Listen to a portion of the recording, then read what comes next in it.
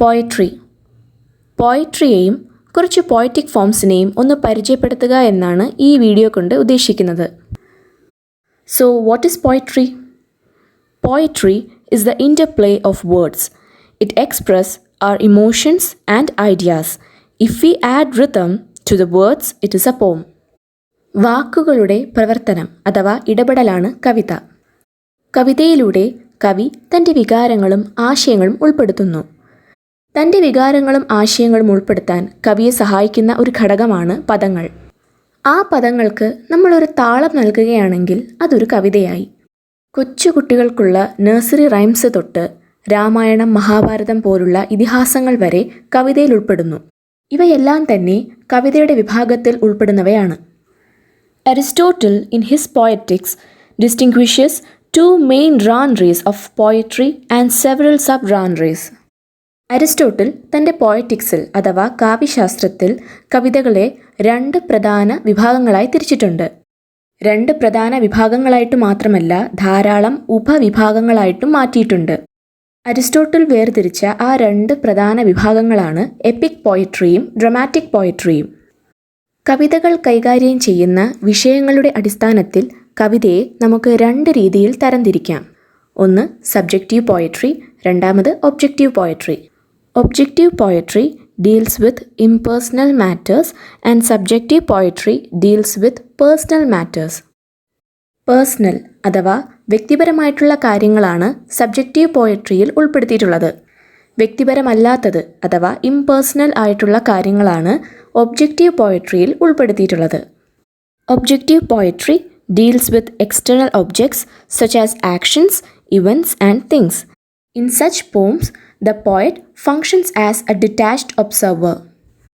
അപ്പോൾ ആദ്യം പറഞ്ഞതുപോലെ തന്നെ വ്യക്തിപരമല്ലാത്ത കാര്യങ്ങളാണ് ഈ ഒരു കവിതാ വിഭാഗത്തിൽ ഉൾപ്പെടുന്നത്. ബാഹ്യലോകവുമായി ബന്ധപ്പെട്ട പ്രവർത്തനങ്ങളും സംഭവങ്ങളും കാര്യങ്ങളുമാണ് ഈ ഒരു കവിതാ വിഭാഗത്തിൽ കൂടുതലുമായും കാണാൻ സാധിക്കുക. വേറിട്ട ഒരു നിരീക്ഷകനായിട്ടാണ് കവിയെ ഇത്തരത്തിലുള്ള കവിതകളിലൂടെ കാണാൻ സാധിക്കുക. Objective poetry is narrative poetry and the most common example would be epic poetry which is narrated in a detached manor.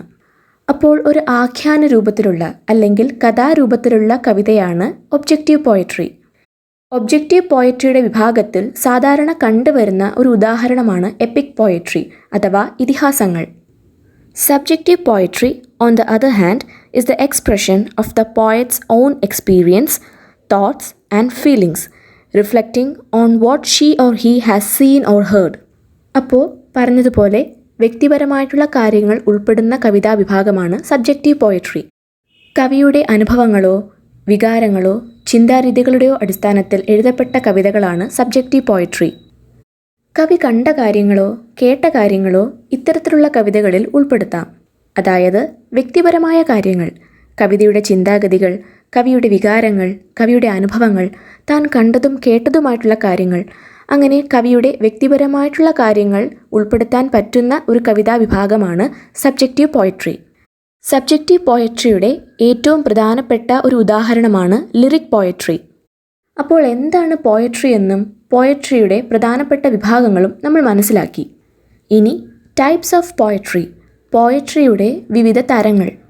അതിലാദ്യത്തേതാണ് ballad. English സാഹിത്യത്തിലെ ആദ്യകാല രൂപങ്ങളിലൊന്നാണ് ബാലഡ്. ബാലഡ് എന്ന് പറയുന്നത് നമ്മുടെ നാടോടി പാട്ടാണ്. കഥാരൂപത്തിലുള്ള ഗാനമാണ് ballad. It is a story in verse which is orally transmitted. വാമൊഴി രൂപേണയാണ് ബാലഡ് കൈമാറുന്നത്. ബാലഡ് എവിടെയും എഴുതി വയ്ക്കാറില്ല. വാമൊഴി രൂപേണയാണ് ബാലഡ് പരസ്പരം കൈമാറുന്നത്. It is based on the word ballare which means to dance. Ballare എന്ന് പറയുന്ന പദത്തിനടിസ്ഥാനത്തിൽ രൂപം കൊണ്ട പേരാണ് ബാലഡ്. അപ്പോൾ ബാലർ എന്ന പദത്തിനർത്ഥം ടു ഡാൻസ് അഥവാ നൃത്തം ചെയ്യുക. In the beginning it was associated with dance and it later developed into a form of folk verse narrative. അപ്പോൾ ആദ്യകാലത്ത് ബാലഡ് നൃത്തവുമായി ബന്ധപ്പെട്ട ഒരു രൂപമായിരുന്നു. പിന്നീടാണ് നാടൻ പാട്ടായി മാറിയത്. ബാലഡ് ഒബ്ജക്റ്റീവ് പോയട്രിയുടെ വിഭാഗത്തിൽപ്പെടുന്നതാണ്. അതായത് ഇംപേഴ്സണൽ, വ്യക്തിപരമല്ലാത്ത കാര്യങ്ങളാണ് ബാലഡിൽ ഉൾക്കൊള്ളുന്നത്. The majority of folk ballad deal with the themes of romantic passion, love affairs, that end unhappily or with political and military subject. ഒട്ടുമിക്ക എല്ലാ ബാലഡും ദുഃഖകരമായി അവസാനിക്കുന്ന അല്ലെങ്കിൽ രാഷ്ട്രീയപരമായി അവസാനിക്കുന്ന പ്രണയത്തെക്കുറിച്ചും പ്രണയത്തിൻ്റെ അഭിനിവേശത്തെക്കുറിച്ചും സംസാരിക്കുന്നു. അപ്പോൾ മിക്ക ബാലഡും ദുഃഖകരമായി അവസാനിക്കേണ്ടി വന്ന പ്രണയ കഥകളെ ഉൾക്കൊള്ളുന്നതാണ്. In method and style there is simplicity and rapidity of narration. അപ്പോൾ ഒരു ബാലഡ് അവതരിപ്പിക്കുന്നതിന് പ്രത്യേകമായ ഒരു രീതിയും ശൈലിയുമുണ്ട്. ലളിതമായ പദങ്ങളാണ് ബാലഡിൽ ഉൾക്കൊള്ളുന്നത്. മാത്രമല്ല വളരെയധികം വേഗത്തിലാണ് ഇവ പാരായണം ചെയ്യുന്നത്. ബാലഡിലുള്ള കഥകളെല്ലാം സാധാരണ ഡയലോഗ് രൂപത്തിലാണ്. It is arranged in the ballad stanza which contains quatrains with the second and fourth lines rhyming. അപ്പോൾ ബാലഡ് സ്റ്റാൻസയുടെ അടിസ്ഥാനത്തിലാണ് ഓരോ ബാലഡും എഴുതിയിട്ടുള്ളത്. ബാലഡ് സ്റ്റാൻസ എന്ന് പറയുന്നത് ഒരു കോട്രെയിൻ എന്ന് പറയുന്നത് 4 വരിയാണ്. 4 വരിയെ പറയുന്ന പേരാണ് കോട്രെയിൻ. അപ്പോൾ ആ 4 വരിയിലെ രണ്ടാമത്തതും 4ാമത്തെയും വരി റൈമിംഗ് ആയിരിക്കും. ആ 2 വരികളും അവസാനിക്കുന്നത് ഒരേ റൈമിങ്ങിലായിരിക്കും. ഇവിടെ ഒരു എക്സാമ്പിൾ കൊടുത്തിട്ടുണ്ട്. മറിയ വില്യംസ് എഴുതിയ ഒരു ബാലഡാണ് ഓഷ്യൻ ബാലഡ്. ഇതിലെ ആദ്യത്തെ സ്റ്റാൻസ ഒന്ന് നോക്കിയേ. ഇതിലെ 2ാമത്തെയും 4ാമത്തെയും വരികൾക്ക് ഒരേ റൈമിംഗ് ആണ്. ഇതിനെയാണ് ബാലഡ് സ്റ്റാൻസ എന്ന് പറയുന്നത്. 4 വരിയിലെ 2ാമത്തെയും 4ാമത്തെയും വരി റൈമിംഗ് ആണെങ്കിൽ അതിനെ ബാലഡ് സ്റ്റാൻസ എന്ന് പറയും. അപ്പോൾ മിക്ക എല്ലാ ബാലഡും ബാലഡ് സ്റ്റാൻസയുടെ അടിസ്ഥാനത്തിലാണ് എഴുതിയിട്ടുള്ളത്. മാത്രമല്ല ഒട്ടുമിക്ക എല്ലാ ബാലഡിലും റിഫ്രെയിൻസ് കാണും. റിഫ്രെയിൻസ് എന്ന് പറഞ്ഞാൽ റിപ്പീറ്റഡ് ലൈൻസ് ഓർ സ്റ്റാൻസ. ആവർത്തിച്ച് വരുന്ന വരികളെയോ സ്റ്റാൻസയോ ആണ് റിഫ്രെയിൻസ് എന്ന് പറയുന്നത്. അപ്പോൾ ബാലഡിൽ നമ്മൾ ശ്രദ്ധിച്ചാൽ മനസ്സിലാകും, ചില വരികളോ ചില സ്റ്റാൻസയോ ആവർത്തിച്ച് വരാറുണ്ട്. ഇതിനെ പറയുന്ന പേരാണ് റിഫ്രെയിൻ. അപ്പോൾ ഏതെങ്കിലും ഒരു വരിയോ സ്റ്റാൻസയോ ആവർത്തിച്ച് വരികയാണെങ്കിൽ അതിനെ റിഫ്രെയിൻ എന്ന് പറയും. ബാലഡിൽ സാധാരണ റിഫ്രെയിൻ ഉൾക്കൊള്ളുന്നുണ്ട്. 1906 ആൽഫ്രഡ് നോയസ് എഴുതിയ ദ ഹൈവേമാൻ ബാലഡിൻ്റെ ഒരു പ്രധാനപ്പെട്ട ഉദാഹരണമാണ്. റിഫറൻസിന് പുറമെ ബാലഡിൽ കുറച്ച് സ്റ്റോക്ക് ഫ്രേസസ് ഉൾപ്പെടുത്താറുണ്ട്. Milk white hand, blood red wine, merry men, daughter dear, pretty babe ഇങ്ങനെ തുടങ്ങിയ കുറച്ച് ഫ്രേസസ് ബാലഡിൽ ഉൾപ്പെടുത്തിയിട്ടുണ്ട്. കഥയുടെ പുരോഗതിക്ക് വേണ്ടി ചിലപ്പോൾ ചില പദങ്ങൾ കൂട്ടിച്ചേർത്ത് ഒരു വരിയോ അല്ലെങ്കിൽ ഒരു മുഴുവൻ സ്റ്റാൻസയോ ആവർത്തിച്ച് വരാറുണ്ട് ബാലഡിൽ. ഇതിനെ ഇൻക്രിമെൻ്റൽ റെപ്പറ്റീഷൻസ് എന്ന് പറയും. അപ്പോൾ ബാലഡിൽ ഒരു കഥയുടെ പുരോഗതിക്ക് വേണ്ടി ചില പദങ്ങൾ കൂട്ടിച്ചേർത്ത് ഒരു വരിയോ അല്ലെങ്കിൽ ഒരു മുഴുവൻ സ്റ്റാൻസയോ ആവർത്തിച്ച് വരാറുണ്ട്. അതിനെ പറയുന്ന പേരാണ് ഇൻക്രിമെൻ്റൽ റെപ്പറ്റീഷൻസ്.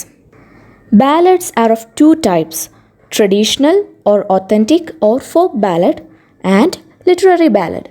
അപ്പോൾ ബാലഡ് 2 തരത്തിലുണ്ട്. ഒന്ന് ട്രഡീഷണൽ അല്ലെങ്കിൽ ഒത്തൻറ്റിക് ഓർ ഫോക്ക് ബാലഡ്. 3 പേരുകളാണ്. ട്രഡീഷണൽ ബാലഡ് എന്ന് പറയാം, ഒത്തൻറ്റിക് ബാലഡ് എന്ന് പറയാം, ഫോക്ക് ബാലഡ് എന്നും പറയാം. 2ാമത്തെ ടൈപ്പിൻ്റെ പേരാണ് ലിറ്റററി ബാലഡ്. ട്രഡീഷണൽ ബാലഡിനെ ബാലഡ് ഓഫ് ഗ്രോത്ത് എന്ന് പറയും. The authors of these ballads, which have been preserved through the oral tradition, are anonymous, and scholars believe that many of these ballads have multiple authors. ഞാൻ തുടക്കത്തിലെ പറഞ്ഞിരുന്നു, ballad വാമൊഴി രൂപേണയാണ് കൈമാറുന്നത്. അങ്ങനെ വാമൊഴി രൂപേണ കൈമാറി സംരക്ഷിച്ചു പോരുന്ന ഇത്തരത്തിലുള്ള ബാലഡിൻ്റെ രചയിതാവ് അജ്ഞാതനാണ്. അതായത് ഇത്തരത്തിലുള്ള ബാലഡ് എഴുതിയത് ആരാണെന്ന് അറിയില്ല. മാത്രമല്ല ഒരു ബാലഡിന് 1ൽ കൂടുതൽ രചയിതാക്കളുണ്ടെന്നാണ് പണ്ഡിതന്മാർ വിശ്വസിച്ചിരുന്നത്. The nut brown maid, Chevy Chase, the wife of Usher's Well and sir Patrick Spens traditional ബാലഡ്സിൻ്റെ കുറച്ച് ഉദാഹരണങ്ങളാണ് ഇവ. Robin Hood and the monk, Robin Hood's death, ഇങ്ങനെ റോബിൻഹുഡിൻ്റെ കഥ പറയുന്ന 100-ലധികം ബാലഡ്സ് ഉണ്ട്. The literary ballad on the other hand is a conscious attempt. ബോധപൂർവമുള്ള ഒരു ശ്രമമാണ് literary ballad. W.H. Hudson calls it a literary development of the traditional form. പരമ്പരാഗത രൂപത്തിൻ്റെ സാഹിത്യ വികസനമെന്നാണ് ലിറ്റററി ബാലഡിനെ W.H. ഹഡ്സൺ വിശേഷിപ്പിച്ചത്. 1765 തോമസ് പെർസി പ്രസിദ്ധീകരിച്ച കൃതിയാണ് Reliques of ancient English poetry. പുരാതന English ബാലഡിൻ്റെ ആദ്യത്തെയും പ്രധാനപ്പെട്ടതുമായ ശേഖരമാണ് തോമസ് പെർസിയുടെ Reliques of ancient English poetry. Thomas പെർസിയുടെ Reliques of ancient English poetry Walter സ്കോട്ടിനെയും കോളറിഡ്ജിനെയും വില്യം വേർഡ്സ്വർത്തിനെയും ബാലഡ്സ് എഴുതാൻ സ്വാധീനിച്ചു. 1800 സർ വാൾട്ടർ സ്കോട്ട് എഴുതിയ Eve of Saint John, Samuel Taylor കോളറിഡ്ജിൻ്റെ Rime of the ancient mariner, കീറ്റ്സിൻ്റെ la belle dame sans merci ഇവയാണ് ലിറ്റററി ബാലഡ്സിൻ്റെ പ്രധാനപ്പെട്ട ഉദാഹരണങ്ങൾ. Other famous literary ballads include Tennyson's Lady of Shalott, which was published in the year 1842, Rossetti's Sister Helen, which was published in the year 1881, William Morris' The Haystack in the Floods, which was published in the year 1858, Matthew Arnold's The Forsaken Merman, which was published in the year 1849, and John Masfield's Reynard the Fox, which was published in the year 1919. അപ്പോൾ പ്രശസ്തമായ കുറച്ച് literary ബാലഡ്സിൻ്റെ പേരുകളാണിവ. ഇനി broadside ballad. Broadside ballad is printed on one side of a single sheet and usually deals with a contemporary issue. ഒരു single sheet പേപ്പറിൻ്റെ ഒരു വശത്ത് മാത്രം എഴുതപ്പെട്ട ബാലഡാണ് ബ്രോഡ്സൈഡ് ബാലഡ്. മാത്രമല്ല സമകാലിക പ്രശ്നങ്ങളാണ് ഈ ഒരു ബാലഡിൽ ഉൾക്കൊള്ളുന്നത്. 18-ാം നൂറ്റാണ്ടിൽ ന്യൂസ് പേപ്പറിൽ അച്ചടിച്ചു വന്നിരുന്ന ബാലഡാണ് ബ്രോഡ്സൈഡ് ബാലഡ്. അവയെ തെരുവുകളിൽ വിറ്റിരുന്നു. ദിനപത്രങ്ങൾ വരുന്നതുവരെ ഇംഗ്ലണ്ടിൽ വളരെയധികം പ്രശസ്തമായിരുന്നു ബ്രോഡ്സൈഡ് ബാലഡ്. അടുത്തത് lyric. The word lyric comes from the Latin word lyricus, meaning of or for the lyre. Lyre എന്ന് പറയുന്നത് ഒരു വാദ്യോപകരണമാണ്. അപ്പോൾ ലിറിക് എന്ന് പറയുന്നത് ലിറിക്കസ് എന്ന ലാറ്റിൻ പദത്തിൽ നിന്നും ഉത്ഭവിച്ചതാണ്. ലയറിന് വേണ്ടി, ലയർ എന്നത് ഒരു വാദ്യോപകരണമാണ്. അപ്പോൾ ലയറിന് വേണ്ടി എന്ന് അർത്ഥമാകുന്ന ലിറിക്കസ് എന്ന ലാറ്റിൻ പദത്തിൽ നിന്നുമാണ് ലിറിക് എന്ന പദം ഉത്ഭവിച്ചത്. ലിറിക് എന്ന് പറയുന്നത് വിശാലമായ ഒരു വിഭാഗമാണ്. വിവിധ തരത്തിലുള്ള വൈവിധ്യമാർന്ന കവിതകൾ ഈ ഒരു വിഭാഗത്തിൽ ഉൾപ്പെടുന്നു. Any reasonably short poem in which a single speaker expresses his or her personal emotions can be termed a lyric. ഒരു കവി അയാളുടെ വ്യക്തിപരമായ വികാരങ്ങൾ പ്രകടിപ്പിക്കുന്ന വളരെ ചെറിയ ഒരു കവിതയെ നമുക്ക് ലിറിക് എന്ന് പറയാം. ഓഡ്സ്, സോണറ്റ്, എലഗീസ് ഇത്തരത്തിലുള്ള കവിതാരൂപങ്ങളും ലിറിക് വിഭാഗത്തിൽ ഉൾപ്പെടുന്നു. The speaker of the lyric poem need not to be a poet. ഇവിടെ കവിതയിലുടനീളം കവി തന്നെ സംസാരിക്കണമെന്നില്ല. മറ്റൊരാളെ മുൻനിർത്തിക്കൊണ്ട് കവി സ്വന്തം വികാരങ്ങളും അനുഭവങ്ങളും പ്രകടിപ്പിക്കുന്നു. ലിറിക്കിൽ ഒരൊറ്റ വികാരമോ ഒരൊറ്റ ചിന്തയോ മാത്രമേ ഉൾപ്പെടുത്താവുള്ളൂ എന്നാണ് നിരൂപകർ അഭിപ്രായപ്പെടുന്നത്. പക്ഷേ വൈവിധ്യമാർന്ന നിരവധി വികാരങ്ങൾ ഉൾപ്പെടുന്ന ധാരാളം ലിറിക് കവിതകൾ ഉണ്ട്. Lyric is considered the most subjective of all poetic forms. വ്യക്തിപരമായ വികാരങ്ങൾ പ്രകടിപ്പിക്കാൻ സാധിക്കുന്ന ഏറ്റവും മികച്ച കവിതാ വിഭാഗമാണ് lyric. Lyric has almost an unlimited variety and range. There are lyrics of love, patriotism, nature, religious worships, etc. പ്രണയം, ദേശസ്നേഹം, പ്രകൃതി, മതപരമായ ആരാധനകൾ എന്നീ വിഷയങ്ങളുടെ അടിസ്ഥാനത്തിൽ ലിറിക് കവിതകൾ എഴുതപ്പെട്ടിട്ടുണ്ട്. വിശദമായ ഒരു കഥ പറയുന്ന നറേറ്റീവ് പോംസിൽ നിന്നും വ്യത്യസ്തമാണ് lyric poems. Elizabethan age is seen as the period during which the English lyric was perfected, and it is often said that England during that age was nest of singing birds. English lyric ഏറ്റവും കൂടുതൽ പരിപൂർണമായത് അല്ലെങ്കിൽ മികച്ചതായത് Elizabethan കാലഘട്ടത്തിലാണ്. Elizabethan കാലഘട്ടത്തിലാണ് English lyric ഏറ്റവും കൂടുതൽ പരിപൂർണമായതും വളരെയേറെ മികച്ചതായതും. മാത്രമല്ല ഈയൊരു കാലഘട്ടത്തെ ഇംഗ്ലണ്ടിൽ വിശേഷിപ്പിച്ചിരുന്നത് നെസ്റ്റ് ഓഫ് സിംഗിങ് ബേർഡ്സ് എന്നാണ്. Love was the pivotal theme of Elizabethan lyric. Elizabethan ലിറിക്കിൻ്റെ നിർണായകമായ വിഷയം പ്രണയമാണ്. 17-ാം നൂറ്റാണ്ടിൽ റിച്ചാർഡ് ലവ്ലേസ് എഴുതിയ to Lucasta going to the wars love ലിറിക്കിലെ അറിയപ്പെടുന്ന ഒരു കവിതയാണ്. അടുത്തത് epic. The word epic originally indicated a lengthy narrative poem on a serious subject which celebrates the great deeds of one or more legendary heroes in a lofty language. EPIC എന്ന് പറയുന്നത് ഒരു കുഞ്ഞു കവിതയല്ല, വളരെ വലിയ ഒരു കവിതയാണ് എപ്പിക്. ഒരു കഥ പറയുന്ന രൂപത്തിലുള്ള ആഖ്യാന കവിത അഥവാ നറേറ്റീവ് പോംസ് ആണ് എപ്പിക്. ഇതിഹാസകൃതി എന്നാണ് എപ്പിക് എന്ന പദത്തിനർത്ഥം. ചില എപ്പിക്സിൽ ഒന്നിലധികം നായകന്മാരുണ്ടാകും. ഗുരുതരമായതോ പ്രധാനപ്പെട്ടതോ ആയ ഒരു വിഷയത്തിൽ ഈ നായകന്മാരുടെ പ്രവൃത്തികളെ വർണ്ണിച്ചുകൊണ്ടുള്ള കവിതയാണ് എപ്പിക്സ്. നമുക്കെല്ലാവർക്കും അറിയാവുന്ന ഒരു ഉദാഹരണമുണ്ട്, മഹാഭാരതം. മഹാഭാരതത്തിൽ ഞാൻ പറഞ്ഞതുപോലെ തന്നെ ഒന്നിലധികം നായകന്മാരുണ്ട്. പഞ്ചപാണ്ഡവർ മാത്രമല്ല, കൗരവരുമുണ്ട്. അപ്പോൾ അവരുടെ പ്രവൃത്തികളെ വർണ്ണിച്ചുകൊണ്ടുള്ള കവിതകളാണ് എപ്പിക്സ്. അപ്പോൾ ഗുരുതരമായ അല്ലെങ്കിൽ പ്രധാനപ്പെട്ട ഒരു വിഷയത്തിൻ്റെ അടിസ്ഥാനത്തിൽ ലെജൻഡറി ഹീറോസ് അവരുടെ പ്രവൃത്തികളെ വർണ്ണിച്ചുകൊണ്ടുള്ള വളരെ പ്രധാനപ്പെട്ട ആഖ്യാന കവിതകളാണ് അല്ലെങ്കിൽ നറേറ്റീവ് പോംസ് ആണ് എപ്പിക്. നമുക്കെല്ലാവർക്കും ഓർത്തു വയ്ക്കാൻ എളുപ്പമുള്ള ഉദാഹരണമാണ് രാമായണവും മഹാഭാരതവും. ഹോമേഴ്സ് എഴുതിയ എപ്പിക്കാണ് ഇലിയാഡ് ആൻഡ് ഒഡിസി. ഇത് പ്രൈമറി എപ്പിക് വിഭാഗത്തിൽ പെടുന്നു. പ്രൈമറി എപ്പിക് എന്നാൽ എപ്പിക് ഓഫ് ഗ്രോത്ത്. അപ്പോൾ പ്രൈമറി എപ്പിക്കിൻ്റെ വിഭാഗത്തിൽ പെടുന്നവയാണ് ഹോമറിൻ്റെ ഇലിയാഡ് ആൻഡ് ഒഡിസി. അപ്പോൾ പ്രൈമറി എപ്പിക്കിനെ പറയുന്ന പേരാണ് epic of growth. Secondary epic, also known as epic of art, literary epic, epic poetry or heroic poetry. Secondary എപ്പിക്സിന് കുറച്ചധികം പേരുകളുണ്ട്. Epic of art, literary epic, epic poetry or heroic poetry. ഈ secondary എപ്പിക്സൊക്കെ primary എപ്പിക്സിനെ അനുകരിച്ചുകൊണ്ടാണ് എഴുതിയത്. അതായത് primary എപ്പിക്സിനെ അനുകരിച്ചുകൊണ്ടാണ് secondary epics എല്ലാം എഴുതിയിട്ടുള്ളത്. Primary എപ്പിക്കിൻ്റെ ഉദാഹരണമാണ് ഹോമേഴ്സിൻ്റെ ഇലിയാഡ് ആൻഡ് ഒഡിസി. അതുപോലെ സെക്കൻഡറി എപ്പിക്സിൻ്റെ ഉദാഹരണമാണ് ജോൺ മിൽട്ടൻ്റെ പാരഡൈസ് ലോസ്റ്റ്, പിന്നെ വെർജിലിൻ്റെ എനൈഡ്. Epics usually feature extraordinary characters such as Odysseus and Adam as protagonists and narrate their adventures on which rests the future of the tribe, a country, or even the entire human race. ഇതിഹാസങ്ങളിൽ അസാധാരണ കഥാപാത്രങ്ങളെ ഉപയോഗിക്കാറുണ്ട്. അതായത് Odysseus, Adam എന്നിങ്ങനെ അസാധാരണ കഥാപാത്രങ്ങളെ ഇതിഹാസങ്ങളിൽ അവതരിപ്പിക്കാറുണ്ട്.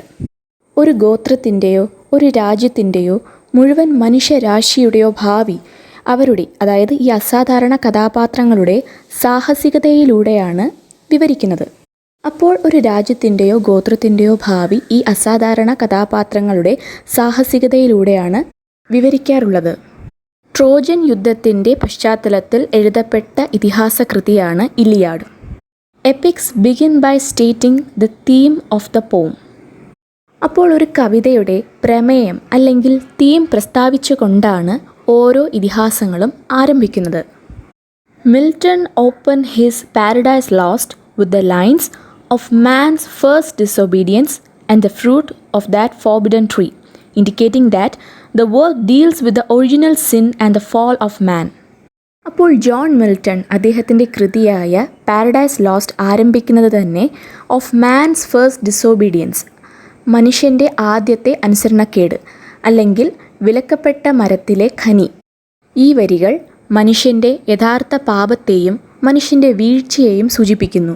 അപ്പോൾ ഈയൊരു വിഷയത്തിൻ്റെ അടിസ്ഥാനത്തിലാണ് മിൽട്ടൺ പാരഡൈസ് ലോസ്റ്റ് എഴുതിയിട്ടുള്ളത്. അപ്പോൾ ഈ പാരഡൈസ് ലോസ്റ്റ് ആരംഭിക്കുന്നത് ഈ പറഞ്ഞ വരികളിലൂടെയാണ്. The narrative always begins in medias റെസ്.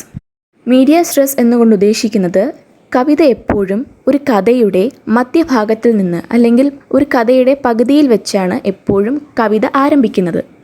ഏതെങ്കിലും ഒരു കഥയുടെ അടിസ്ഥാനത്തിലായിരിക്കുമല്ലോ ഇതിഹാസങ്ങൾ എഴുതുന്നത്. അപ്പോൾ ആ കഥയുടെ മധ്യഭാഗത്ത് വെച്ച് അല്ലെങ്കിൽ ആ കഥയുടെ പകുതിയിൽ വെച്ചാണ് ഓരോ കവിതകളും ഇതിഹാസ കവിതകളും ആരംഭിക്കുന്നത്. Supernatural forces such as gods and angels often intervene in the action of the story. ഇതിഹാസങ്ങളിലെ കഥകളിൽ അമാനുഷിക ശക്തികളായ ദൈവങ്ങളും മാലാഖമാരും ഇടപെടാറുണ്ട്. അപ്പോൾ അമാനുഷിക ശക്തികളായ ദൈവങ്ങളും മാലാഖമാരും സാധാരണ ഇതിഹാസ കൃതികളിൽ പ്രത്യക്ഷപ്പെടാറുണ്ടെന്നർത്ഥം. Epics usually have a moral purpose. ധാർമ്മിക ലക്ഷ്യത്തോടെയാണ് ഓരോ ഇതിഹാസങ്ങളും എഴുതിയിട്ടുള്ളത്. അല്ലെങ്കിൽ നന്മ പ്രദാനം ചെയ്യുക, ഈ ഇതിഹാസങ്ങൾ വഴി നന്മ പ്രദാനം ചെയ്യുക എന്ന ലക്ഷ്യത്തോടെയാണ് ഓരോ ഇതിഹാസങ്ങളും രചിച്ചിട്ടുള്ളത്. ഇതിഹാസങ്ങൾ പലപ്പോഴും പുസ്തകങ്ങളായി വിഭജിക്കപ്പെട്ടിട്ടുണ്ട്. 12 പുസ്തകങ്ങളായിട്ടാണ് സാധാരണ ഇതിഹാസങ്ങൾ വിഭജിക്കപ്പെടാറുള്ളത്. അടുത്തത് എലജി. എലജി എന്നാൽ വിലാപകാവ്യം. ഒരു വ്യക്തിയുടെ മരണത്തിൽ വിലപിക്കുന്നതോ പൊതുവെ മരണം എന്ന വിഷയത്തെ കൈകാര്യം ചെയ്യുന്നതോ ആയ ഒരു ഗാനമാണ് എലജി. എലജി ആദ്യമായി രൂപം കൊണ്ടത് ഗ്രീസിലാണ്. ഏൻഷ്യൻ ഗ്രീസിൽ എലഗിയാക് മെഷറിൽ എഴുതപ്പെട്ട ഏതൊരു കവിതയും എലജിയായി കണക്കാക്കപ്പെടുന്നു. എലഗിയാക് മീറ്റർ എന്ന് പറയുന്നത് ഒരു കപ്ലറ്റാണ്. കപ്ലറ്റ് എന്നാൽ 2 വരി, ക്വട്രെയിൻ എന്നാൽ 4 വരി, അതുപോലെ കപ്ലറ്റ് എന്നാൽ 2 വരി. ഡാക്ടിലിക് ഹെക്സാമീറ്ററിലും ഡാക്ടിലിക് പെൻറ്റാമീറ്ററിലും എഴുതപ്പെട്ട കപ്ലറ്റാണ് elegiac metre. In modern usage it is the theme that matters, not the metre. ആധുനിക ഉപയോഗത്തിൽ എലജി കൈകാര്യം ചെയ്യുന്ന വിഷയത്തിനാണ് പ്രാധാന്യം, അല്ലാതെ മീറ്ററിനല്ല. അതുകൊണ്ട് തന്നെ ഒരു എലജി എഴുതുന്നതിൽ എലജി മെഷേഴ്സോ എലജിയുടെ മീറ്ററോ ഒന്നും തന്നെ പാലിക്കേണ്ട കാര്യമില്ല. ഇന്നത്തെ കാലത്ത് എലജിയുടെ വിഷയത്തിനാണ് പ്രാധാന്യം. എലജിയാക് സ്റ്റാൻസ എന്ന് പറയുന്നത് ഒരു ക്വട്രെയിനാണ്. അയാംബിക് പെൻറ്റാമീറ്റർ ഉപയോഗിച്ചുകൊണ്ടെഴുതിയ ഒരു ക്വട്രെയിനാണ് എലഗിയാക് സ്റ്റാൻസ. ഇതിനൊരു പ്രത്യേക റൈമിംഗ് സ്കീമുണ്ട്, അതായത് ABAB. The elegy is more often than not a conscious work of art and not spontaneous questioning the intensity and sincerity of the grief expressed.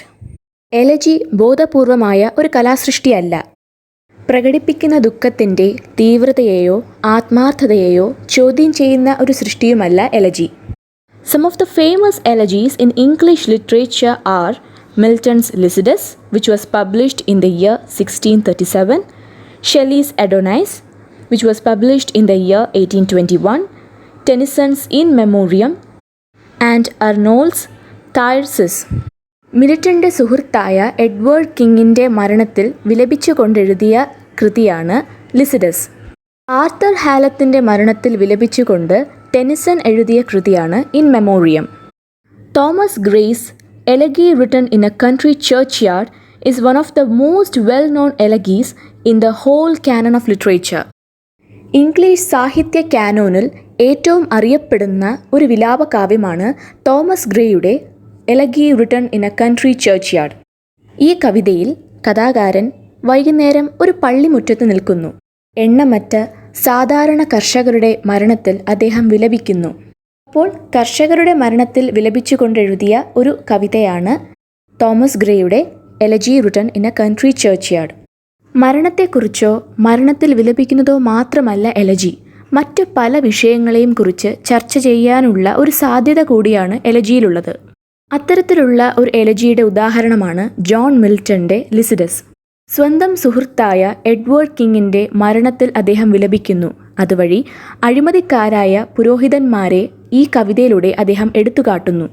അപ്പോൾ അഴിമതിക്കാരായ പുരോഹിതന്മാരെക്കുറിച്ചും കവിയുടെ തൊഴിലിനെക്കുറിച്ചും ജോൺ മിൽട്ടൺ ലിസിഡസ് എന്ന കൃതിയിൽ പറയുന്നു. അപ്പോൾ മരണത്തെക്കുറിച്ച് മാത്രമല്ല മറ്റു പല വിഷയങ്ങളെയും കുറിച്ച് ചർച്ച ചെയ്യാനുള്ള സാധ്യത എലജിയിലുണ്ട്. അടുത്തത് പാസ്ട്രൽ എലഗി. എലജിയുടെ തന്നെ ഒരു രൂപമാണ് പാസ്ട്രൽ എലജി. പാസ്ട്രൽ എലജിയും ആദ്യമായി രൂപം കൊണ്ടത് ഗ്രീസിലാണ്. In pastoral elegy the mourner and the mourned are presented as shepherds. Pastoral എലജിയിൽ ആരെക്കുറിച്ചാണോ വിലപിക്കുന്നത് ആ വ്യക്തിയെയും വിലപിക്കുന്ന വ്യക്തിയെയും ആട്ടിടയന്മാരായിട്ടാണ് അവതരിപ്പിക്കുന്നത്. അപ്പോൾ വിലപിക്കുന്ന വ്യക്തിയും ആരെക്കുറിച്ചാണോ ആ വ്യക്തി വിലപിക്കുന്നത് ആ വ്യക്തിയെയും ആട്ടിടയന്മാരായിട്ടാണ് പാസ്ട്രൽ എലഗിയിൽ അവതരിപ്പിക്കുന്നത്. പാസ്ട്രൽ എലഗിക്ക് ഏറ്റവും പ്രധാനപ്പെട്ട ഒരു ഉദാഹരണമാണ് ജോൺ മിൽട്ടന്റെ ലിസിഡസ്. ലിസിഡസിൽ ജോൺ മിൽട്ടൺ സ്വന്തം സുഹൃത്തായ എഡ്വേർഡ് കിങ്ങിൻ്റെ മരണത്തിൽ വിലപിക്കുന്നു. അപ്പോൾ ഈ ഒരു കവിതയിൽ എഡ്വേർഡ് കിങ്ങിനെയും ജോൺ മിൽട്ടണിനെയും ആട്ടിടയന്മാരായിട്ടാണ് ചിത്രീകരിച്ചിരിക്കുന്നത്. അതുകൊണ്ട് തന്നെ ലിസിഡസ് പാസ്ട്രൽ എലഗിയുടെ വളരെ പ്രധാനപ്പെട്ട ഒരു ഉദാഹരണമാണ്. ഗ്രീക്ക് കവിയായ തിയോക്രിറ്റസാണ് പാസ്ട്രൽ എലഗി എന്ന രൂപത്തിൻ്റെ സൃഷ്ടാവ്. Other famous elegies are Walt Whitman's When Lilacs Last in the Dooryard Bloomed, W.H. Auden's In Memory of W.B. Yeats, and Matthew Arnold's Rugby Chapel. എലഗിയുടെ കുറച്ച് പ്രധാനപ്പെട്ട ഉദാഹരണങ്ങളാണ് ഈ പറഞ്ഞത്. അടുത്തത് Sonet. A sonnet is a short lyric poem consisting of 14 lines usually written in iambic pentameter. Iambic പെൻറ്റാമീറ്ററിൻ്റെ അടിസ്ഥാനത്തിൽ എഴുതപ്പെട്ട 14 വരിയുള്ള വളരെ കുഞ്ഞ് ലിറിക് പോയമാണ് sonnet. The term sonnet comes from the Italian word sonetto which means little song. 12-ാം നൂറ്റാണ്ടിൽ ഇറ്റലിയിലാണ് സോണറ്റ് ആദ്യമായി രൂപം കൊണ്ടത്. ഇറ്റാലിയൻ പദമായ സോണറ്റോയിൽ നിന്നാണ് സോണറ്റ് എന്ന പദം രൂപം കൊണ്ടത്. സോണറ്റോ എന്ന പദത്തിനർത്ഥം ലിറ്റിൽ സോങ് അഥവാ ചെറിയ ഗാനം. തോമസ് വ്യാട്ടാണ് സോണറ്റിനെ ഇംഗ്ലണ്ടിൽ ആദ്യമായി പരിചയപ്പെടുത്തിയത്. പ്രധാനമായും 2 തരത്തിലുള്ള സോണറ്റ്സ് ആണ് ഉള്ളത്. ഒന്ന് ഇറ്റാലിയൻ ഓർ പെട്രാർക്കിയൻ സോണറ്റ്, രണ്ടാമത്തത് English or Shakespearean sonnet. The Italian or the Petrarchian sonnet is named after the famous Italian poet Petrarch, who is considered as responsible for popularizing it. Italian കവിയായ പെട്രാർക്കിൻ്റെ പേരിലാണ് Italian Sonet അറിയപ്പെടുന്നത്. കാരണം പെട്രാർക്കാണ് Italian സോണറ്റിൻ്റെ സൃഷ്ടാവ്. അതുകൊണ്ടാണ് Italian സോണറ്റിനെ Petrarchan Sonet എന്നും അറിയപ്പെടുന്നത്. Italian അഥവാ പെട്രാർക്കിയൻ സോണറ്റിൽ ഒക്ടേവ് എന്നും സെസ്റ്ററ്റ് എന്നും 2 ഭാഗങ്ങളുണ്ട്. ഇതിൽ ഒക്ടേവാണ് ആദ്യത്തെ ഭാഗം. ഒക്ടേവ് എന്ന് പറയുന്നത് 2 ക്വട്രെയിൻസ് ആണ് ഒക്ടേവിലുള്ളത്, അതായത് 8 വരികൾ. ക്വട്രെയിൻ എന്നാൽ 4 വരി, അപ്പോൾ 2 ക്വട്രെയിൻസ് എന്ന് പറയുന്നത് 8 വരികളാണ്. ഈ ഒക്ടേവിന് ഒരു റൈമിംഗ് സ്കീമുണ്ട്. ആ റൈമിംഗ് സ്കീമാണ് A B B A, A B B A. അപ്പോൾ A B B A, A B B A എന്ന റൈമിംഗ് സ്കീം വരുന്ന 2 ക്വട്രെയിൻസ് അഥവാ 8 വരികളുള്ള ആദ്യത്തെ ഭാഗമാണ് ഒക്ടേവ്. ഒക്ടേവിന് ശേഷം വരുന്ന ഭാഗമാണ് സെസ്റ്ററ്റ്. സെസ്റ്ററ്റിൽ 6 വരികളാണുള്ളത്. 6 വരികളുടെ റൈമിംഗ് സ്കീമാണ് C D E C D E അഥവാ C D C C D C. അപ്പോൾ സെസ്റ്ററ്റിന് 2 തരത്തിലുള്ള റൈമിംഗ് സ്കീമാണുള്ളത്. ഒന്നെങ്കിൽ C D E C D E എന്ന റൈമിംഗ് സ്കീം ഉപയോഗിക്കാം, അല്ലെങ്കിൽ C D C C D C ഈ റൈമിംഗ് സ്കീമും ഒരു സെസ്റ്ററ്റിൽ ഉപയോഗിക്കാം. While the octave states a problem or an idea, and the sestet offers a resolution of the problem or a variation of the idea. Italian സോണറ്റിൽ octave ഒരു പ്രശ്നത്തെക്കുറിച്ചോ ഒരു ആശയത്തെക്കുറിച്ചോ പ്രസ്താവിക്കുന്നു, അല്ലെങ്കിൽ ഒക്ടേവ് ഒരു പ്രശ്നത്തെക്കുറിച്ചോ ഒരു ആശയത്തെക്കുറിച്ചോ പറയുന്നു. സെസ്റ്ററ്റ് ഈ പ്രശ്നത്തിലുള്ള പരിഹാരമോ അല്ലെങ്കിൽ ആശയങ്ങളിൽ വരുന്ന വ്യതിയാനങ്ങൾ, മാറ്റങ്ങളെക്കുറിച്ച് പറയുന്നു. അപ്പോൾ ഒരു ഇറ്റാലിയൻ സോണറ്റിൽ ഒക്ടേവ് ഒരു പ്രശ്നത്തെക്കുറിച്ചോ ഒരു ആശയത്തെക്കുറിച്ചോ പറയുകയാണെങ്കിൽ സെസ്റ്ററ്റ് ആ പ്രശ്നത്തിനുള്ള പരിഹാരവും ആശയത്തിൽ വരുന്ന വ്യതിയാനങ്ങൾ അല്ലെങ്കിൽ മാറ്റങ്ങളെക്കുറിച്ചാണ് സെസ്റ്ററ്റ് പറയുന്നത്. In other words, the octave represents the flow of thought and the sestet represents the ebb. മറ്റൊരർത്ഥത്തിൽ പറയുകയാണെങ്കിൽ ഒക്ടേവ് എന്ന് പറയുന്നത് ചിന്തയുടെ ഒരു ഒഴുക്കാണ്. അതേപോലെ സെസ്റ്ററ്റ് എന്ന് പറയുന്നത് ചിന്തയുടെ ഒരു വേലിയിറക്കം പോലെയാണ്. ഇറ്റാലിയൻ സോണറ്റിൽ ഒക്ടേവിന് ശേഷം ഒരു പോസ് രൂപപ്പെടുന്നു, ഒരു ഇടവേള രൂപപ്പെടുന്നു. ആ പോസ് അല്ലെങ്കിൽ ഇടവേള ചിലപ്പോൾ ഒരു പങ്ക്ച്വേഷൻ്റെ രൂപത്തിലാവാം, ചിലപ്പോൾ ഒരു സ്പേസിൻ്റെ രൂപത്തിലാവാം. അപ്പോൾ ഒക്ടേവിന് ശേഷം രൂപപ്പെടുന്ന ഈ ഒരു പോസ് അല്ലെങ്കിൽ ഇടവേളയെ പറയുന്ന പേരാണ് ശേഷ്വറ. ശേഷ്വറയ്ക്ക് ശേഷം ഉണ്ടാകുന്ന ചിന്തയിലെ പെട്ടെന്നുള്ള മാറ്റത്തിനെ പറയുന്ന പേരാണ് വോൾട്ട.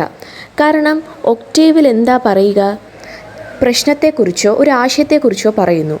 പക്ഷേ സെസ്റ്ററ്റിൽ എന്താ വരിക, ആ പ്രശ്നത്തിലുള്ള ഒരു പരിഹാരമോ അല്ലെങ്കിൽ ആശയത്തിലുണ്ടാവുന്ന മാറ്റങ്ങളെക്കുറിച്ചോ ആണ് പറയുന്നത്. അപ്പോൾ ചിന്താരീതിയിൽ പെട്ടെന്നൊരു മാറ്റം സംഭവിക്കുന്നു. ശേഷ്വറ എന്താണ്, ഒക്ടേവിന് ശേഷം ഉണ്ടാകുന്ന ഒരു ഇടവേളയാണ്.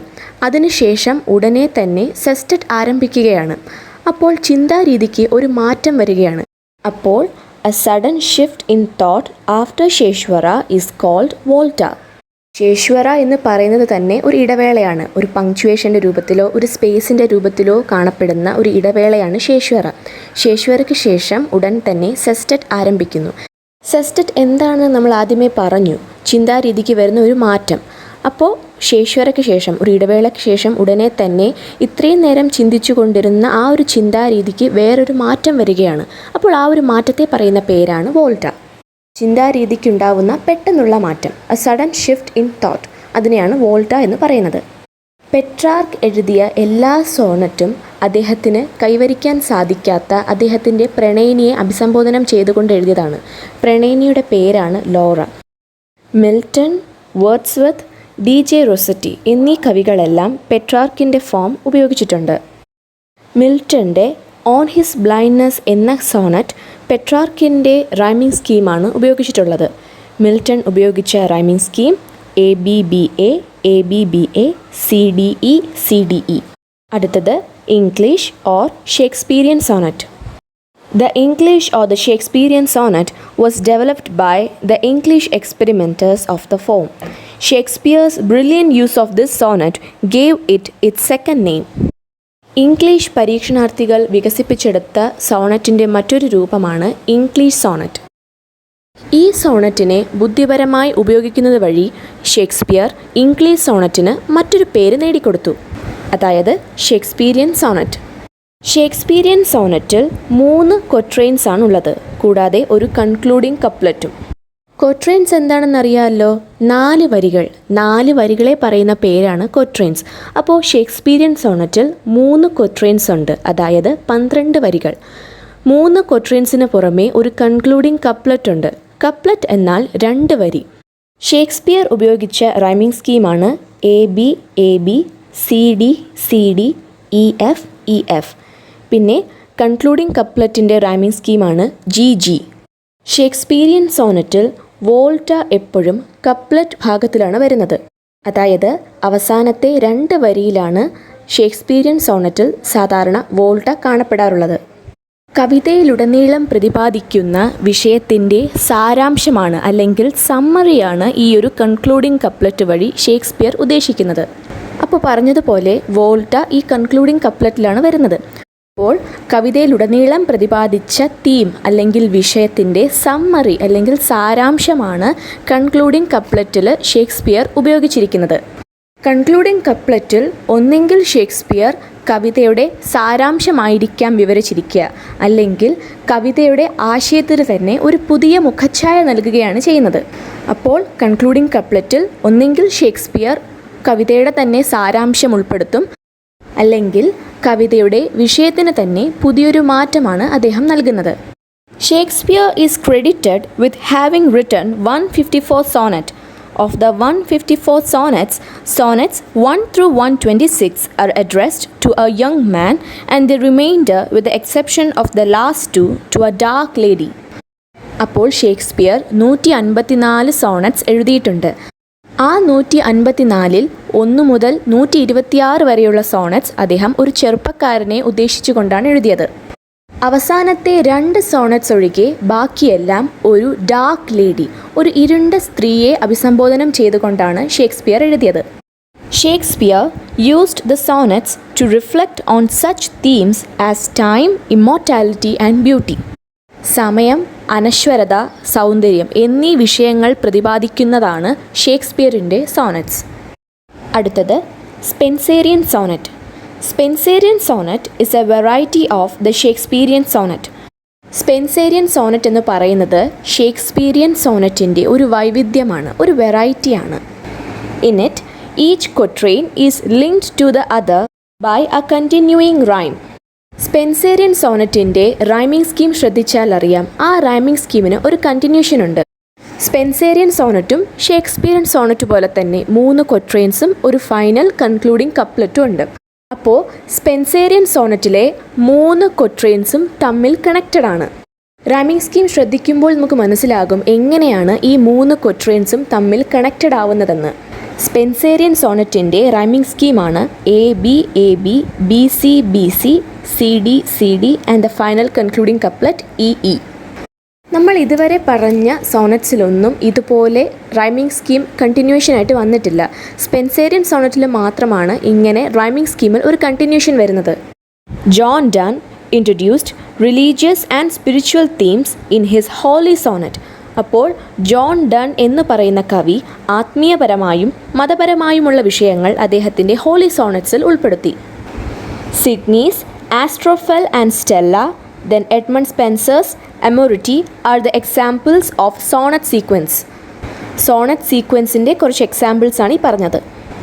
William Wordsworth, Keats, Elizabeth Barrett Browning, Christina Rossetti, Robert Frost, W.B. Yeats, W.H. Auden, and Dylan Thomas are among the major practitioners of this sonnet form. ഈ പറഞ്ഞ കവികളാണ് സോണറ്റിനെ പ്രധാനമായും പരിശീലിക്കുന്നത്. അടുത്തത് ഓഡ്. ഓഡ് എന്ന പദത്തിൻ്റെ മലയാള അർത്ഥം സങ്കീർത്തനം. An ode is derived from the Greek word aiod, meaning a song. അയോഡ് എന്ന Greek പദത്തിൽ നിന്നുമാണ് ഓഡ് എന്ന പദം ഉത്ഭവിച്ചത്. അയോഡ് എന്ന ഗ്രീക്ക് പദത്തിനർത്ഥം എ സോങ്, ഒരു ഗാനം. An ode is a long lyric poem which deals with a serious subject in an elevated style and it has an elaborate stanzaic structure. Ode എന്ന് പറയുന്നത് ഒരു ലിറിക് പോമാണ്. It's a long lyric poem. Lyric poem എന്താണെന്ന് നമ്മൾ പഠിച്ചു. അപ്പോൾ ഗൗരവമേറിയ ഒരു വിഷയത്തെ ഉയർന്ന ശൈലിയിൽ കൈകാര്യം ചെയ്യുന്ന ഒരു ലിറിക് പോമാണ് ഓഡ്, അതായത് സങ്കീർത്തനം. ഓഡിലെ സ്റ്റാൻസ എഴുതുന്നതിന് ഒരു പ്രത്യേക രീതിയുണ്ട്. ഒരു പ്രത്യേക രീതിയുടെ അടിസ്ഥാനത്തിലാണ് ഓഡിലെ സ്റ്റാൻസയെല്ലാം എഴുതുന്നത്. Odes are often addressed to a person. പലപ്പോഴും ഒരു വ്യക്തിയെ അഭിസംബോധന ചെയ്യുന്ന രീതിയിലാണ് ഓഡ്സ് എഴുതാറുള്ളത്. ഓഡ്സിൻ്റെ കുറച്ച് ഉദാഹരണങ്ങൾ നോക്കാം. John Dryden's Anne Killigrew, Gray's hymn to adversity, William Wordsworth ode to duty. Odes 3 തരത്തിലാണുള്ളത്. ഒന്നാമത്തത് the Pindaric or Dorian or regular ode. രണ്ടാമത്തത് the Horatian or homostrophic ode. മൂന്നാമത്തത് ദ ഇറഗുലർ ഓഡ്. അപ്പോൾ ആദ്യം പഠിക്കാനുള്ളത് ദ പിൻറ്റാറിക് ഓഡ്. പിൻറ്റാറിക് ഓഡിന് പറയുന്ന മറ്റൊരു പേരാണ് ഡോറിയൻ ഓഡ് അഥവാ regular ode. The Pindaric odes are modelled upon the odes of the Greek poet Pindar. 5-ാം നൂറ്റാണ്ടിൽ ജീവിച്ചിരുന്ന പിൻഡാർ എന്ന ഗ്രീക്ക് കവിയുടെ കവിതകളെ മാതൃകയാക്കിയാണ് പിൻറ്റാറിക് ഓഡ്സ് രൂപം കൊണ്ടത്. പുരാതന ഒളിമ്പിക് ഗെയിംസിലെ വിജയികളെ പ്രശംസിക്കാൻ വേണ്ടി പിൻഡാർ എഴുതിയ കവിതകളാണ് പിൻറ്റാറിക് ഓഡ്സ് രൂപം കൊള്ളാൻ ഉപയോഗിച്ചത്. They were sung by the chorus and hence are called choric ode. Chorus നമുക്ക് അറിയാവുന്ന പദമാണ്. കോറസ് എന്നാൽ ഗായക സംഘം. പിൻറ്റാറിക് ഓഡ്സ് ഗായക സംഘം പാടാറുള്ളത് കൊണ്ടാണ് പിൻറ്റാറിക് ഓഡ്സിനെ ഖോറിക് ഓഡ് എന്നും വിളിക്കുന്നത്.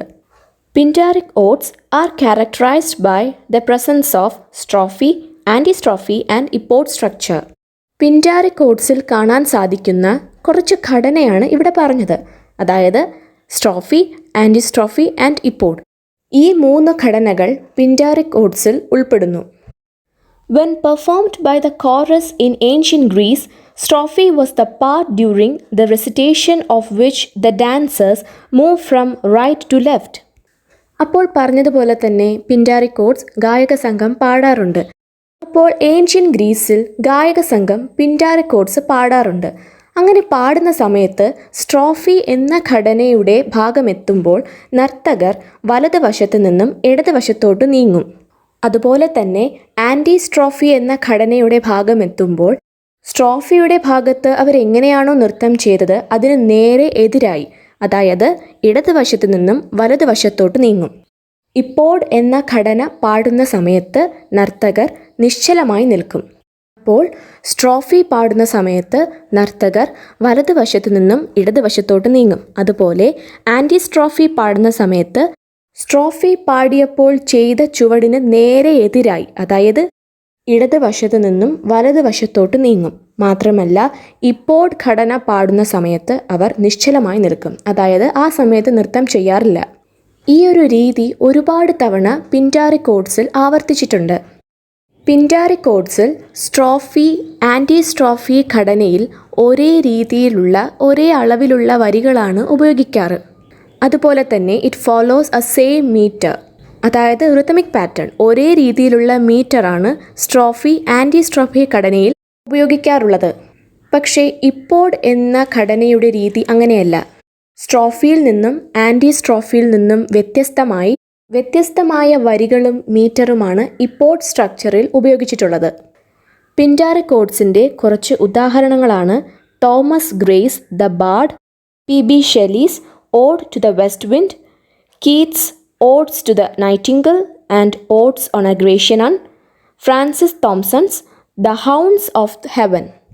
പിൻറ്റാരികോഡ്സിൻ്റെ പ്രധാനപ്പെട്ട കുറച്ച് ഉദാഹരണങ്ങളാണിവ.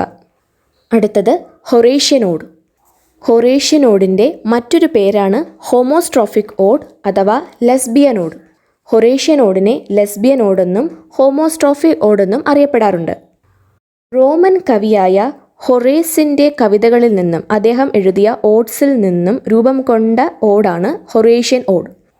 ഹൊറേഷ്യൻ ode are more personal and reflective than Pindaric ode. Pindaric ഓഡിനെക്കാട്ടിലും വ്യക്തിപരമായിട്ടുള്ള വിഷയങ്ങൾ കൈകാര്യം ചെയ്യുന്ന ഓഡാണ് Horatian ode. It is also called the homostrophic ode because it follows the same stanza pattern throughout. Horatian ഓഡിനെ ഹോമോസ്ട്രോഫിക് ഓഡ് എന്ന് പറയാൻ ഒരു കാരണമുണ്ട്. ഹൊറേഷ്യൻ ഓഡിലെ എല്ലാ സ്റ്റാൻസയും ഒരേ രീതിയിലാണ് എഴുതിയിട്ടുള്ളത്. സ്റ്റാൻസയിൽ യാതൊരു തരത്തിലുള്ള വ്യത്യാസവുമില്ല. എല്ലാ സ്റ്റാൻസയും ഒരേ രീതിയിലാണ് എഴുതിയിട്ടുള്ളത്. പക്ഷേ പിൻറ്റാരിക് ഓഡ് അങ്ങനെയല്ല. സ്ട്രോഫി, ആൻറ്റിസ്ട്രോഫി, ഇപ്പോഡ് ഇങ്ങനെ 3 ഘടനകൾ പിൻറ്റാരിക് ഓഡ്സിൽ കാണാം. പക്ഷേ ഹൊറേഷ്യൻ ഓഡ് അങ്ങനെയല്ല. അതുകൊണ്ടാണ് ഹൊറേഷ്യൻ ഓഡിനെ ഹോമോസ്ട്രോഫിക് ഓഡ് എന്നും പറയുന്നത്. ഹൊറേഷ്യൻ ഓഡിലെ ഏറ്റവും പ്രധാനപ്പെട്ട ഒരു ഉദാഹരണമാണ് ആൻഡ്രൂ മാർവെലിൻ്റെ upon Cromwell's return from Ireland, Ben Jonson's ode to himself, John Keats ode on a Grecian urn and William Collins ode to simplicity are some other examples.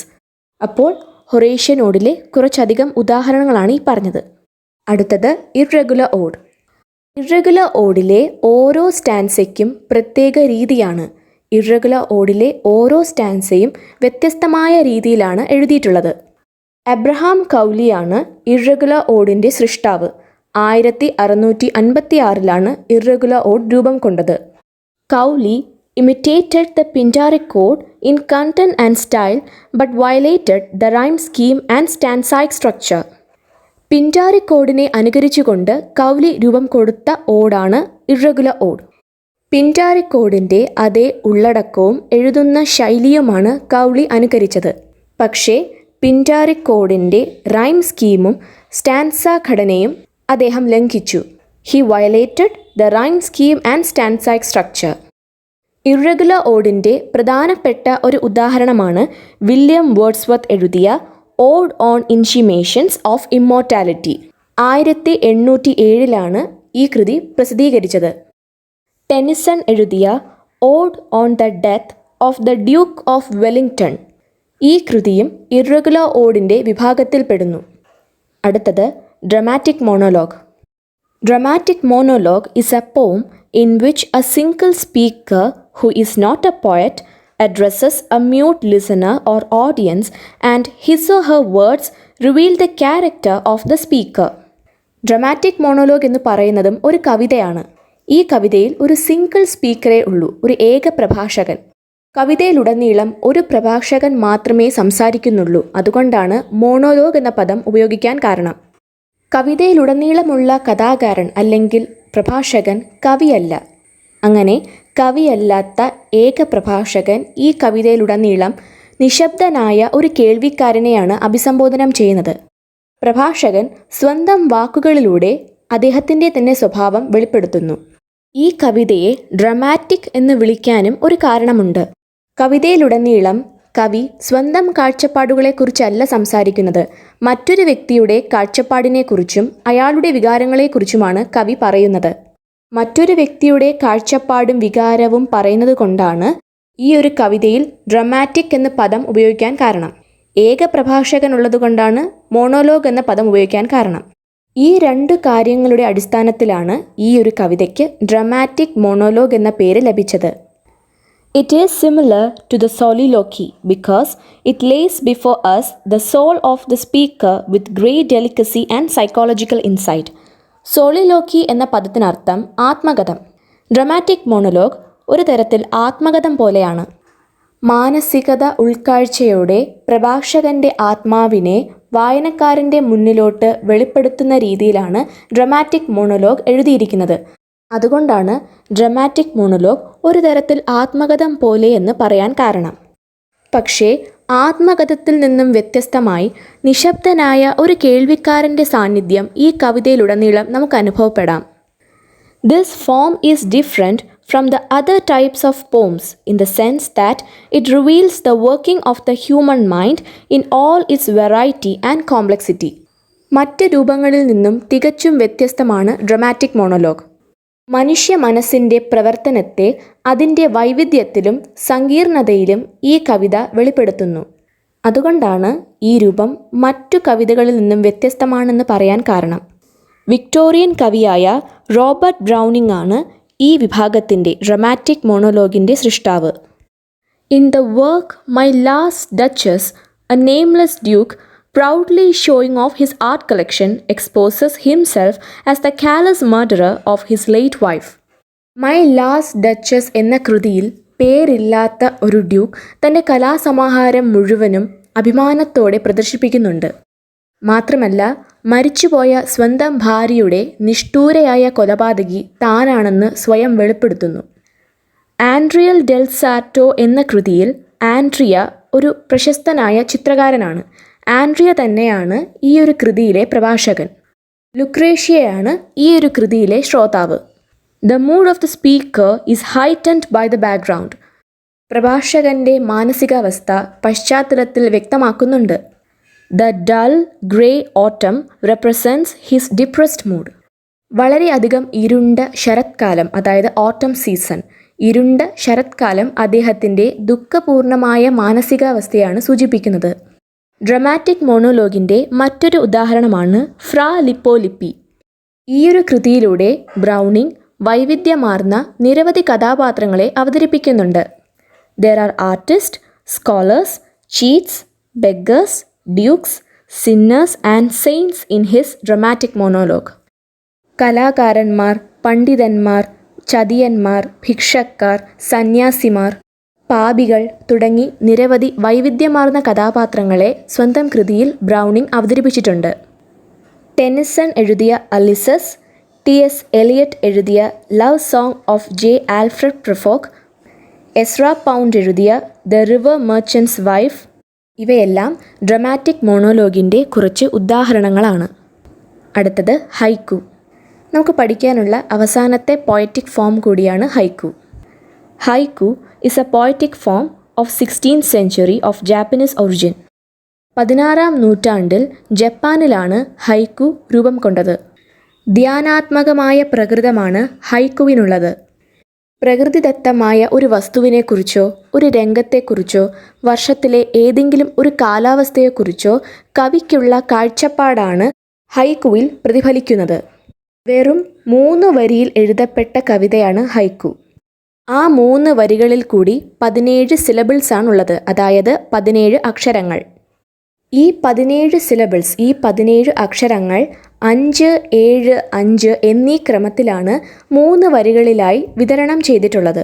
അപ്പോൾ 3 വരികളിലായി 5, 7, 5 എന്നീ ക്രമങ്ങളിലാണ് 17 അക്ഷരങ്ങളും രൂപപ്പെട്ടിരിക്കുന്നത്. ഈ ഒരു രീതിയിലാണ് ഹൈക്കു എഴുതാറുള്ളത്.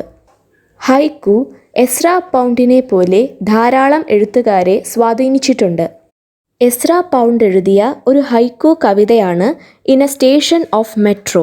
1913 ഈ കവിത പ്രസിദ്ധീകരിച്ചത്. നമ്മൾ ധാരാളം പോയറ്റിക് ഫോംസിനെ കുറിച്ച് പഠിച്ചു. എല്ലാ പോയറ്റിക് ഫോംസിലെയും ഉദാഹരണങ്ങൾ വളരെയധികം പ്രധാനപ്പെട്ടതാണ്. ഈ വീഡിയോ എല്ലാവർക്കും സഹായപ്രദമായി എന്ന് ഞാൻ വിശ്വസിക്കുന്നു. Thank you.